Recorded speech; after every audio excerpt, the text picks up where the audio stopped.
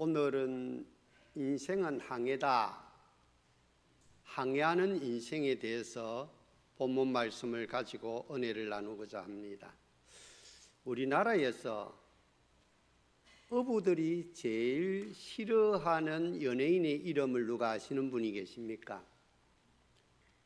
배철수라고 합니다. 배가 철수하는 것을 어부들은 굉장히 싫어한다는 것입니다. 배가 출항하는 것을 좋아한다는 것입니다.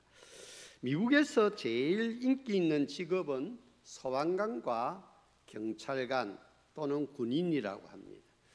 그런데 가장 위험한 직업이 나무꾼이라고 합니다. 이 큰 나무를 벌목하는 직업이 사망률 1위고 두 번째 직업이 어부라고 합니다. 어부들이 굉장히 사망률이 높다고 합니다. 노인과 바다에서 오랜 기간 고기를 잡지 못한 늙은 어부 산티아고는 큰 결심을 하고 작은 고깃배를 띄웁니다. 그래서 먼 바다로 나가서 청새치라는 엄청난 고기를 낚아 올립니다. 그런데 오는 과정에서 엄청난 날칼치들이 덤비고 새들이 덤비고 해서 나중에 어네스트 헤밍웨이의 노인과 바다의 그 작품에 보면 빈 큰 칼치, 그 엄청난 청새치의 빽따구가만 남은 배만 가지고 돌아옵니다. 그런데 여기서 우리가 깨달을 수 있는 것은 이 노인은 큰 고기를 잡기 위해서 먼 바다로 갔고 자기의 전 일생의 에너지를 다 쏟아서 그 고기를 잡았다는 것입니다. 우리 인생을 살아갈 때에 선택과 집중의 전략이 중요합니다. 모든 고기를 다 잡으려고 하면 아무 고기도 제대로 잡을 수가 없습니다. 그래서 어부는 그물을 칠 때 자기가 감당할 수 있을 만큼의 그물을 친다라는 것입니다. 그것이 선택과 집중의 원리입니다. 비즈니스란 결국 타겟 고객에게 유니크한 서비스를 제공하는 것이라는 것입니다. 22% 대 78%의 원리가 있죠. 흔히 2080의 원리입니다. 그러니까 대체적으로 상점이나 백화점이나 식당이나 매상을 많이 올리는 고객은 20%의 고객인데 20%의 고객이 80%의 매상을 올려준다는 것입니다. 그래서 2080의 원리가 있습니다. 오늘 우리가 이 땅을 살아갈 때 우리 주위에 배를 타는 선원들이 참 많습니다. 우리 교회 안에도 이건 장로님은 해경으로 반평생을 배를 탔습니다. 우리 매제 임철수 형제도 지금 또 고등어 배를 타고 있습니다. 과거에는 양한식 장로님도 배의 기름을 제공하는 직업을 가졌습니다. 임덕자 집사님 남편 이형근 집사님도, 마명숙 집사님 남편 김건우 씨도, 애부영 집사님 남편 전엉군 집사님도, 소연재 권사님 남편 김석훈 씨도 과거에는 배를 탔습니다. 김초월 집사님 남편도 이렇게 배를 인도하는 도선사 직업을 가지고 있습니다. 이예중 집사님도 공동 어시장에서 근무를 하고 있습니다. 우리 감천은 항구 도시다 보니까 러시아 선원들이 굉장히 우리 주위에 많이 있습니다. 그래서 이 파도를 압니다. 바다의 생리를 압니다. 바다에 사는 사람들은 끝없이 풍랑과 파도와 바람과 싸우는 직업을 가지고 있습니다. 그래서 오늘 본문의 제목을 항해하는 인생, 인생은 항해다라고 잡았습니다. 요토로 세계 일주를 하는 김성진 성장 이야기란 책이 있습니다. 그 책을 근거로 하여서 인생에 대해서, 인생과 배에 대해서 몇 가지 교훈을 나누고자 합니다. 첫째는 큰 배나 작은 배나 요트나 먼 바다에 나가면 고장이 난다는 것입니다. 이 요트는 대체적으로 작은 배에 속하지 않습니까? 그런데 큰 산더미 같은 파도가 오면은 그 파도의 힘에 의해서 물이 배 속으로 들어옵니다. 그리고 충격을 받습니다. 그러면 배가 고장이 난다는 것입니다. 폭풍이 오고 어려운 환경이 오는데 그 배를 수리를 하지 않고 계속 운행을 하면 큰 사고를 당한다라는 것입니다. 우리 인생도 마찬가지죠. 우리 인생도 항해하는 인생인데 살다 보면 망가지기도 하고 실패하기도 하고 심한 질병에 걸려서 어려움을 당하고 사고를 당하기도 하고 또 사랑하는 가족들을 먼저 보내기도 합니다. 그런데도 우리의 인생 항해는 멈출 수가 없다는 것입니다. 그하는데 살아가면서 계속 고치고 수리하고 정비하면서 우리의 인생의 목적지를 향하여 달려가야 된다라는 것입니다. 두 번째는 배 안에 들어오는 물은 퍼내어야 된다는 것입니다. 집채 많은 파도가 덮치고 작은 요트 안에 물이 많이 들어옵니다. 그러면 김성진 승자는 계속 물을 퍼내는 것입니다. 큰 배는 자동으로 물을 퍼내는 기계가 있습니다. 그러나 작은 배는 사람이 퍼내야 될 때가 많이 있습니다. 우리 인생도 어떤 물이 우리 안에 확 들어옵니다. 염려의 물, 두려움의 물, 또 순간적으로 유혹의 물, 끊임없는 욕심의 물, 낙심천만의 물, 포기하고 싶은 물들이 우리 속에 들어옵니다. 그럴 때 그 물을 우리는 퍼내어야 되는 줄로 믿으시기를 바랍니다. 오늘 하나님께서 우리를 이 귀한 예배의 자리로 감천교회로 불러주셨습니다. 이 예배 시간에 우리 인생 안에 들어온 잡단 세속의 물, 세속의 생각을 퍼내는 시간이 되기를 주의 이름으로 축원합니다. 그래서 우리는 불필요한 생각들을 버리고 하나님과 동행하는 하나님의 사람들이 되시기를 바랍니다. 세 번째로 항해 중에도 어려움이 있지만 계속 밥을 잡수셔야 된다. 저도 배 타고 제주도도 가봤습니다. 울릉도도 가봤습니다. 일본에도 가봤습니다. 제주도 갈 때는 밤에 출발을 합니다. 저녁에. 그래서 배 밑바닥이 따뜻합니다. 누워서 귀 밑에 붙이고 자니까 아침 되니까 제주도 도착하고 또 대마도 일본 또 도착을 하더라고요. 제가 일본을 배 타고 2번 가봤는데 한 번은 낮에 타고 한 번은 밤에 갔는데 낮에는 돌고래들이 옆에서 점핑을 하면서 우리 배와 함께 경주를 하는데 그 장관이더라고. 정말 여러분들이 영상에 보셨듯이 그런 장관을 우리가 체험을 했습니다. 저 울릉도에 가는데 포항에서 권사님, 목사님, 장로님, 사모님 또 집사님들이 같이 동행을 많이 했는데 멀미하는 분들은 막 화장실에 들락날락 하시는 거예요. 얼마나 힘드는지. 막 파도가 요란을 치고 배가 막 기우둥거리는데도 선원들은 자기의 사명을 감당하기 위해서 밥을 먹어야 된다라는 것입니다. 배는 거의 다 철판으로 이루어졌습니다. 요즘은. 그런데 철판 위에 서서 근무를 하려고 하면 에너지가 땅 위에서 근무하는 사람들의 3배가 소진된다고 합니다. 그렇기 때문에 아무리 멀미가 나고 아무리 배가 흔들리고 아무리 정말 자기 몸이 정말 어지러울지라도 제때에 식사를 해야 된다라는 것입니다. 우리 인생도 마찬가지입니다. 어렵고 힘들고 정말 문제가 있고 그럴지라도 우리는 예배를 드리고 기도하고 찬송하는 믿음 생활, 영적인 활동을 끊임없이 해야 된다는 것입니다. 이런 영적인 활동을 하려면 엄청난 에너지가 필요한데 그 에너지의 근원은 하나님의 말씀인 줄로 믿으시기를 바랍니다. 그래서 사람이 떡으로만 살 것이 아니라 하나님의 입에서 나오는 말씀으로 사느니라. 할렐루야. 하나님의 말씀은 우리의 생명의 에너지고 생활의 에너지가 될 줄로 확신합니다. 그래야 그 힘을 공급받아서 우리가 이 땅에 주어진 사명을 감당할 수가 있는 줄로 믿습니다. 저와 여러분들은 영적인 밥인 말씀을 날마다 먹어서 기도도 능력 있게 하고 찬양도 은혜스럽게 하고 성도의 교제도 사랑스럽게 하고 전도와 선교의 사명도 온전히 감당하시기를 주의 이름으로 축원합니다. 살아계신 하나님의 말씀이 선포될 때 아멘으로 받으면 더 큰 에너지를 받게 되는 것입니다.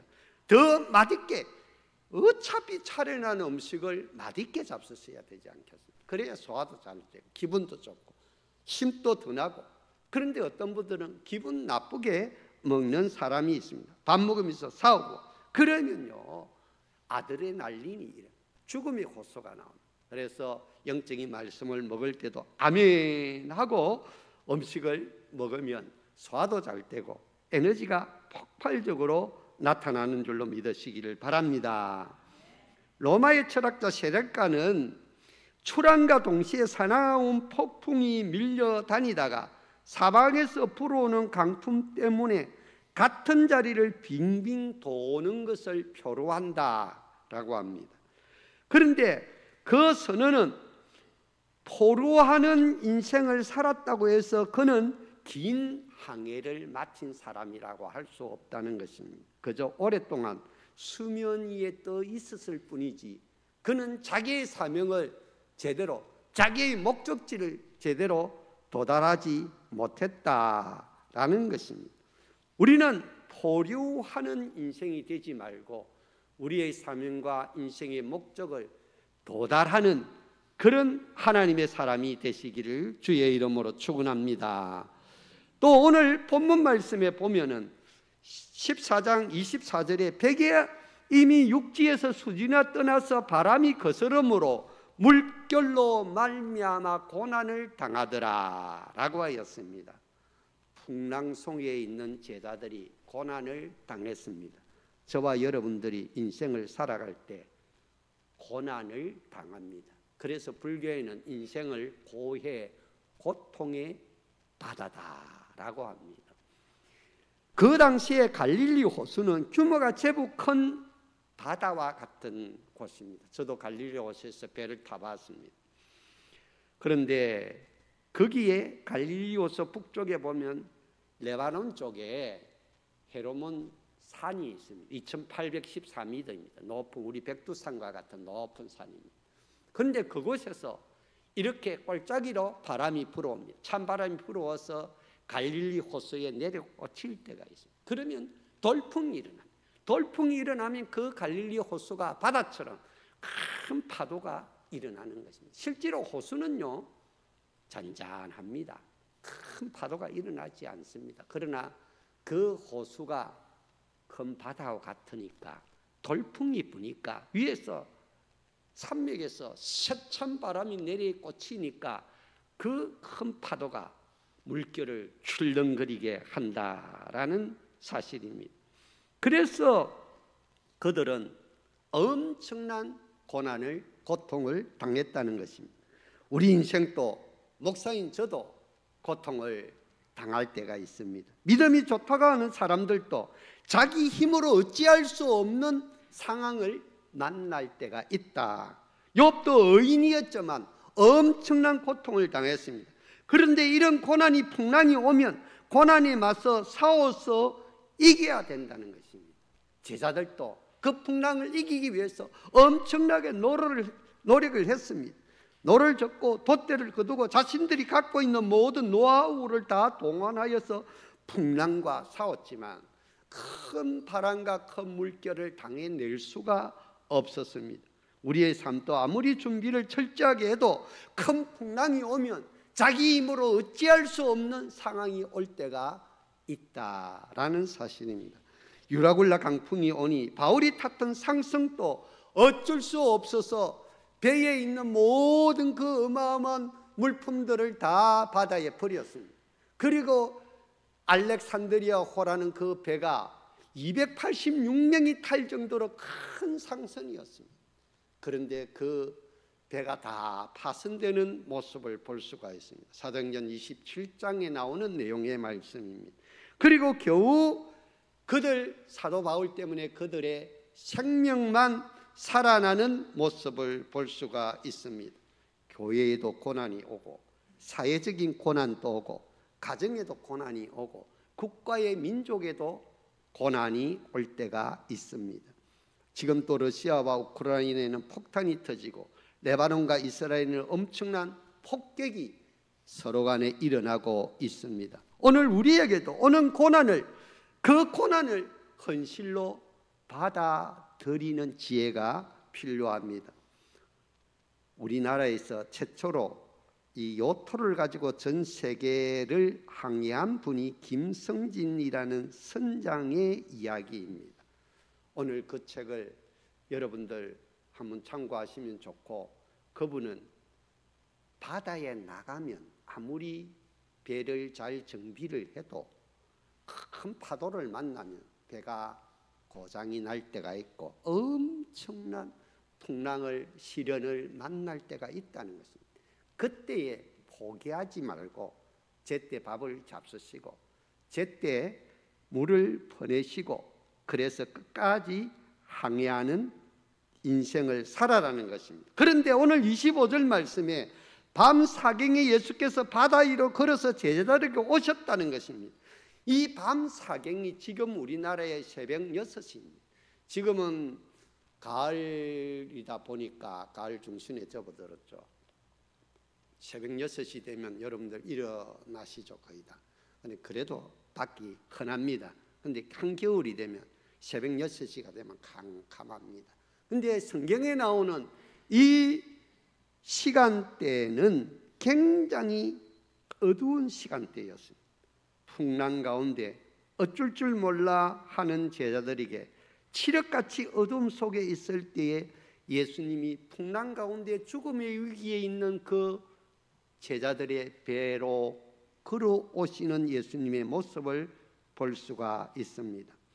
사랑하는 우리 교우 여러분들도 어렵고 힘들 때에 아무도 내 고통을 모르는 것 같고 나의 아픔을 모르는 것 같고 나의 상처를 모르는 것 같지만 그렇지 않습니다. 목사도 여러분들을 위해서 기도하고 있고 또 하나님도 여러분들을 불꽃 같은 눈동자로 지켜보고 있는 줄로 믿으시기를 바랍니다. 그래서 여러분들을 도와주기 위해서 예수님이 바다 위로 걸어서 침몰 직전에 있는 제자들의 배에 오셨듯이 하나님이 따뜻한 손길로 여러분들의 삶의 현장에 가서 여러분들의 어렵고 힘든 아픔 고통을 위로하여 주시고 함께하여 주시고 치료하여 주시는 줄로 믿으시기를 바랍니다. 23절에 무리를 보내신 후에 기도하려 따로 산에 올라가시니 저물매 거기 혼자 계시더라. 이 내용이 무슨 말씀이냐 하면 조금 전에 오병이어의 기적의 역사가 일어났습니다. 장정만 5,000명이 먹고 12강주를 남겼습니다. 그러니까 보시기 바랍니다. 여러분들 그 당시에 얼마나 굶주린 시대입니까? 보리교계가 있던 시대보다 더 어려웠습니다. 그러니까 유대의 왕도 그들의 배고픔을 해결하지 못하고 로마의 총독이나 로마의 황제도 그들의 그 가난을 해결해 주지 못했습니다. 그런데 예수님께서 그 베세다 들녘에서 5,000명의 그러니까 어린아이, 노인, 여자까지 다 치면 2만 명에 가까운 그 많은 무리들에게 배불리 양식을 나누어 주시고 12강준이라 남겼습니다. 할렐루야. 그러니까 그들이 왕도 할 수 없고 총독도 할 수 없고 제사장도 할 수 없는 그 일을 예수님이 하셨기 때문에 많은 무리들이 예수님을 왕으로 임금으로 초대하려고 했습니다. 그러니까 예수님이 가만히 보니까 아직 자기 때가 안 됐거든요. 그러니까 급히 산으로 가시고 제자들은 너희들은 바다 건너편으로 가라 라고 말씀을 하십니다. 그때에 그 바다에 큰 갈릴리 호수에 큰 바람이 불었고 큰 풍랑을 만난 것입니다. 그들도 그 고난을 이겨내려고 최선의 노력을 다 기울였지만 어찌할 수 없는 상황이 되었습니다. 그런데 아무도 안 보는 것 같는데 예수님이 산 위에서 기도하다가 그 갈릴리 호수에 어마어마한 풍랑이 일어나고 제자들의 배가 뒤집어질 위기에 빠진 것을 아시고 무리로 걸어오시는 모습을 보여주고 있습니다. 사랑하는 교우 여러분, 우리는 내만 생각하는 경우가 많습니다. 그러나 부모는 자식을 먼저 생각하죠. 하나님은 우리 양떼를 먼저 바라보고 계십니다. 낮에 해가 상치 않고 밤에 달이 해치 않도록 불꽃 같은 눈동자로 지켜주시는 줄로 믿으시기를 바랍니다. 어떤 부부가, 부인은 독실한 집사님인데 남편은 예수를 안 믿었습니다. 그 이제 부인이 원체 남편에게 잘하고 간곡하게 건면해서 여보 우리 교회 이번에 성령 부흥회 하는데 3일간 하는데 당신 꼭 내하고 같이 가자. 그러니까 이제 어쩔 수 없이 안 그러면 밥도 못 먹고 잘못하면 쫓겨날 것 같으니까 약속을 했습니다. 부인과 3일 그러면 교회만 가면 되지 하고 약속을 했습니다. 그래 첫날은 갔습니다. 첫날에 가서 오른쪽에 딱 앉아 있었습니다. 그러니까 그 강사님이 설교를 하면서 오른쪽을 바라보면서 이 우편에 달린 강도 같은 죄인들아, 이렇게 이야기를 합니다. 자기 평소에 술도 많이 먹고 뭐 담배도 피우고 노름도 하고 또 뭐 안 좋은 일도 하니까 아이고 저 사람이 어째 내가 죄인인 줄 아노 싶어서 우편에 달린 강도 같은 죄인아 하니까 고개를 푹 숙였습니다. 둘째 날은 이번에는 왼편에 앉아야 되겠다 싶어서 왼쪽에 앉았습니다. 왼편에 앉아 있으니까 이 오른편은 양과 같은 성도들이고 왼편은 염소 같은 죄인이다, 이래 이야기를 하니까 억수로 기분이 안 좋았습니다. 죄인인 줄은 알지만 자기가 앉는 자리만 이상하게 강사가 쳐다보고 그렇게 이야기를 하니까, 교회가 크니까 우리 교회는 안에 기둥이 없는데 큰 교회는 중간에 기둥이 있지 않습니까? 셋째 날에는 안 가려고 하다 기분이 안 좋아서 안 가려고 하다가 그래도 부인하고 약속을 했기 때문에 억지로 딱 갔습니다. 어디 앉았을까요? 기둥 뒤에 앉았습니다. 어떻게 그리 잘하십니까? 기둥 뒤에 딱 앉았다면 그날따라 창세기 3장에 아담아 네가 어디 있느냐, 그래서 자기 생각에 오른쪽에 앉아도 강사가 다 나를 알아보고 왼쪽에 앉아도 다 나를 알아보고 내가 기둥 뒤에 숨었는데도 다 알아보니까 내가 하나님의 눈길을 피할 수 없구나 생각해서 회개하고 예수 믿고 잘 예수를 믿었다는 실제적인 이야기입니다. 할렐루야. 그래서 우리는 아무리 우리 나름대로 우리 자신을 하나님께 피하려고 하여도 피할 수가 없다는 것입니다. 그리고 하나님의 시선과 하나님의 손길을 경험하며 살아갈 때 우리는 행복한 인생으로 살아갈 줄로 확신합니다. 그리고 무리를 걷는 베드로의 이야기가 나오고 있습니다. 실제로 여러분들도 무리로 걷고 싶죠, 그죠? 투보 같은 거라든지 아니면 구명조끼를 입으면 안전하죠. 근데 제가 실제적으로 사해 바다를 가봤습니다. 가보니까 진짜 사해 바다는 염도가 높다 보니까요, 사람 몸이요 물에 뜨는 거예요. 가라앉지를 안 해요. 그래서 누워서 여러분들이 교과서에 나 있는 사진처럼 책을 볼 수도 있고, 그리고 걸어가면 허리 절반쯤 물에 잠겨요. 염도가 원체 높으니까. 그런데 그래서 어느 정도는 사해 그 바다에서는 걸어갈 수가 있다라는 것입니다. 지금 제자들은 새벽 6시까지 풍랑을 만나서 싸워서 기진맥진하고 있습니다. 그때 유령 같은 예수님이 저 멀리서 걸어오고 계십니다. 그러니까 처음에는 귀신인 줄 알았는데 보니까 예수님이시니까. 예수님, 베드로가 원래 단순하고 용감하지 않습니까? 나도 물 위에 좀 걷게 하여 주소서라고 부르짖습니다. 그러니까 걸어오라 라고 이야기를 합니다. 용기를 내어서 물속에 29절에 보니까 베드로가 당돌하게 물 위에 나와서 발을 바다 위에 내립니다. 그런데 빠지지 않는 거예요. 보통 우리가 배에서 내리가 물에, 깊은 물에 들어가면 우리 몸이 팍 물속에 잠기지 않습니까? 깊이 내려가지 않습니다. 딱 부력이 생겨서 이상하게 베드로가 물 위로 걸어갈 수가 있습니다. 쩌벅.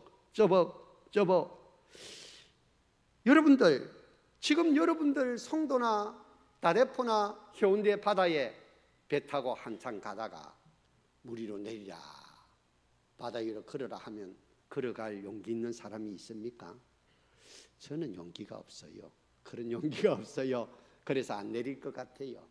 그런데 베드로는 참 단순하고 용감합니다. 그래서 내렸습니다. 헬렌 클라라는 분이 여러분들 잘 아시죠?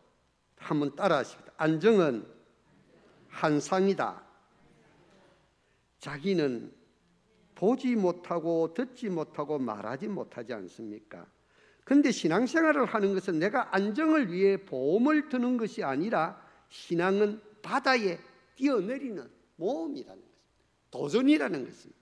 하나님께서 이끄시는 대로 사명의 자리로 순종하면서 배 밖으로 나가는 도전을 할 때 새로운 믿음의 역사가 열리는 줄로 믿으시기를 바랍니다.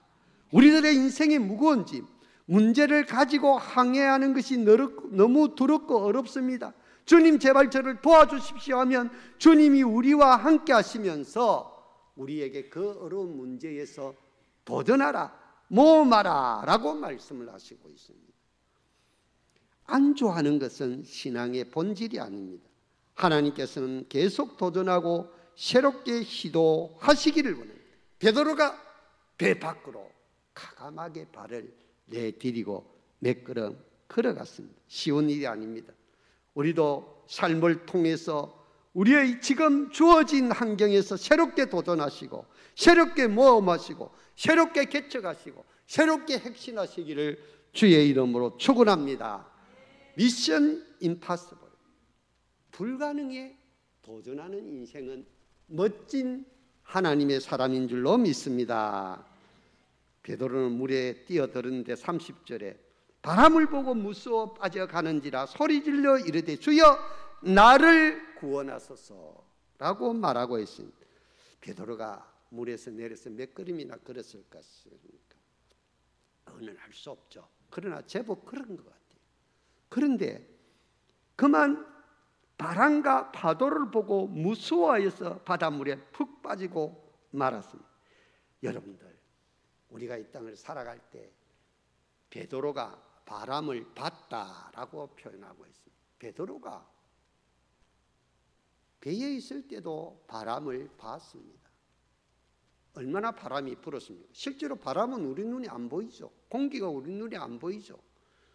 그런데 베드로는 바람을 봤다. 그래서 두려워서 물에 빠졌다라고 표현하고 있습니다. 우리가 인생을 살아갈 때 똑같은 환경입니다. 똑같은 상황입니다. 그런데 주님을 바라보고 있으면 그 환경과 문제를 극복할 수가 있습니다. 할렐루야. 그러나 우리가 자꾸 바람을 봅니다. 환경을 봅니다. 조건을 봅니다. 그러다 보면 그만 푹 자기 그 문제에 빠져서, 감정에 빠져서 허우적거려서 도저히 그 늪과 같은 상황에서 헤어나오지 못하는 모습을 볼 수가 있는 것입니다.